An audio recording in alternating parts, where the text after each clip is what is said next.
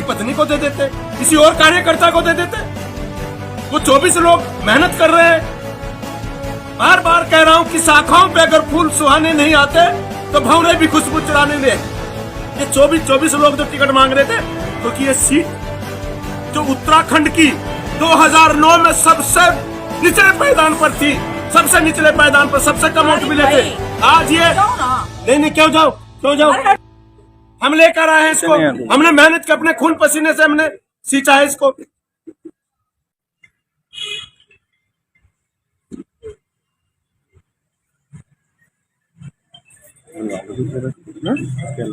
अरे वो बैठ कर कुछ वैसे बोल दो। मुझे एक बात तो बताइए, बोलते भी ईश्वर भाई आपसे बोलते हैं वैसे मीन से ना हरी ऊन। हाँ, आज मैं मान सकता हूँ कि मेरा टिकट कटा है, बल्कि मेरा नहीं, मेरी पत्नी का टिकट कटा है। चूंकि 4 दिन पहले माननीय मुख्यमंत्री जी से उनके आवास पर यतीश्वरानंद जी वहां पर मौजूद थे, तब ये तय हो गया था कि कनवाल जी आपको टिकट नहीं दे रहे, आपकी पत्नी को टिकट दे रहे हैं। तो वहीं पर रिजाइन की बात आई और मैंने अपनी पत्नी को रिजाइन कराया। बल्कि यहाँ तक कि प्राथमिक विद्यालय अकबरपुर फाजिलपुर में टीचर थी और बड़ी भरकम तनख्वाह है इनकी। तो मैंने पार्टी हित के लिए मुख्यमंत्री जी के कहने पर स्वामी यतीश्वरानंद जी ने मुख्य शिक्षा अधिकारी से बात करके मेरी पत्नी को का रिजाइन हुआ। और अब जब दूसरी सूची जारी हुई और राज्यपाल जी को पार्टी ने विश्वास जताया, तो तब मुझे लगा कि मेरी पत्नी का टिकट कटा है। अब आगे आपका क्या रोल?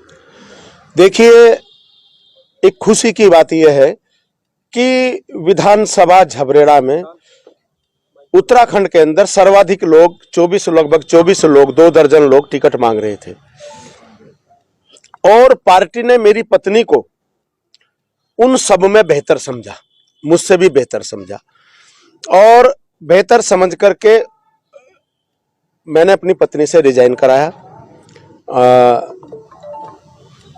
खुशी इस बात की है, लेकिन जो पार्टी का डिसीजन है, क्योंकि भारतीय जनता पार्टी संसार की सबसे बड़ी पार्टी इसलिए बनी क्योंकि वहां पर डिसीजन होते हैं सामूहिक, बहुत सोच समझ के डिसीजन लिए जाते हैं।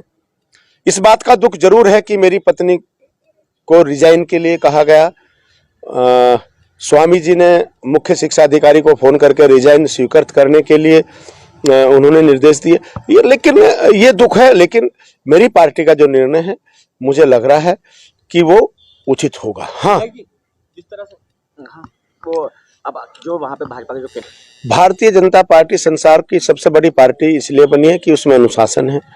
और दुख के साथ मैं पार्टी के साथ खड़ा हूं, क्योंकि मैंने भी पार्टी के सिंबल पर जीत करके, मैंने विधानसभा में दिन रात मेहनत करके, मेरी पत्नी ने दिन रात मेहनत करके, मेरा सहयोग करके, देश के अंदर सर्वाधिक विधायी कार्य करके मैंने इतिहास रचा।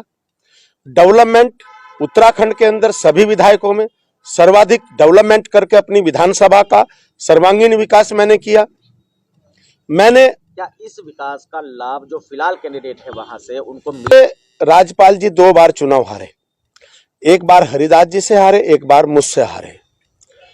देखो, कहने को तो बहुत हम कुछ कह सकते हैं, लेकिन वहां पे मुस्लिम वोट जो है वो सर्वाधिक है। लगभग 40,000 मुस्लिमों की वोट है, लगभग 35,000 अनुसूचित समाज की वोट है और अन्य हिंदू वोट चमार समाज को छोड़ करके वहां पर 38,000 है। तो 38,000 वोट वाला देशराज कनवाल जब जीत गया, क्योंकि हिंदुओं में जो बिरादरियां हैं वो थोड़ी थोड़ी संख्या में है, कहीं 1000 की बिरादरी है, कहीं 2000 की बिरादरी है, यानी कि छोटी छोटी बिरादरियां हैं। और मुस्लिम वोट एक मुश्त तादाद में है, चमार वोट एक मुश्त तादाद में है। चूंकि राज्यपाल जी वहां पे चुनाव लड़े, कांग्रेस का चुनाव वहां बेहतर हो सकता है। मैं उनसे यही कहूंगा कि पार्टी का संगठन मजबूती से चुनाव लड़ेंगे, हम मजबूती से चुनाव लड़ाएंगे और भले ही वो कांग्रेस से चुनाव ना जीत पाए हो, लेकिन हम भारतीय जनता पार्टी से उन्हें चुनाव जिताएंगे। आपके लिए तो फिलहाल तो आप भारतीय जनता पार्टी पूरे 5 साल चुनाव लड़ती है। मैं पूरे 5 साल चुनाव लड़ा हूं, भारतीय जनता पार्टी के सिंबल पे लड़ा हूं और वो ही सिंबल आगे बढ़ा है। भारतीय जनता पार्टी संगठन की पार्टी है और आज मैं कह सकता हूं कि भारतीय जनता पार्टी झबरेड़ा में पुनः कमल खिलाएगी। ये कुछ लोग, हर पार्टी में अंदरूनी कलह होता है। अब यतीश्वरानंद जी ने मैडम मुख्य शिक्षा अधिकारी को फोन करके रिजाइन कराया, निशंक जी ने ज्वाइन कराई। किस आधार पर कराई होगी ये चौथा स्तंभ अच्छी तरह जानता है कि आज जो लोग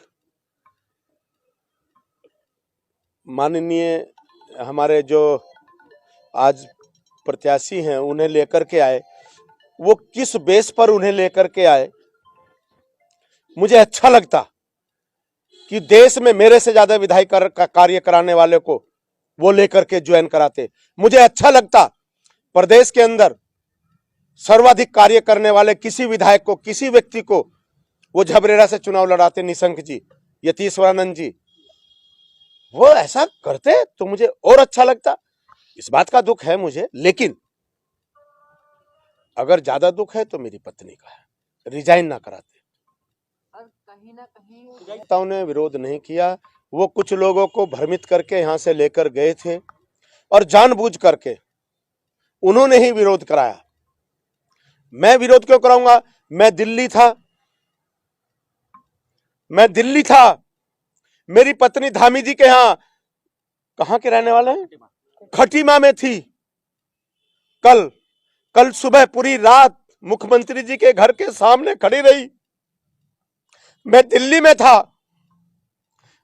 ये सब ड्रामा किया हुआ है मेरे खिलाफ, ये मेरे खिलाफ साजिश है कि मेरे लोगों ने वहां पे हंगामा किया। निशंक जी बड़े चातुर हैं, बड़े चालाक हैं। क्यों नहीं बोलूंगा मैं, क्यों नहीं बोलूंगा? ठीक है, बस ठीक है।